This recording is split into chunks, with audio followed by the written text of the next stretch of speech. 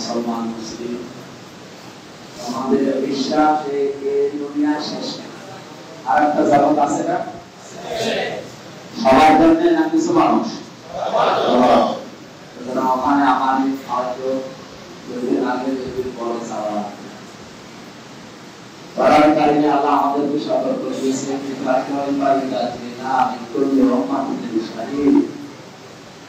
কেমন হবে বলো তো তখন যখন তুমি কিয়ামতের দিন আমি আল্লাহর সামনে দাঁড়াবো এবং সাক্ষী হিসাবে আমি মুহাম্মদ রাসূলুল্লাহকে আমার সামনে দাঁড় করাবো আপনার জন্য আমার জন্য একজন সাক্ষী আছে তিনি আমাদের নবী মুহাম্মদ রাসূল বলে তিনি আমার সাক্ষীকে কোনো শ্বাস দিয়ে উল্টাপাল্টা করা যাবে নাকি আমাদের বাংলাদেশের বিচার ব্যবস্থা আমরা দেখি বিভিন্ন জিনিস থেকে বলতে হয়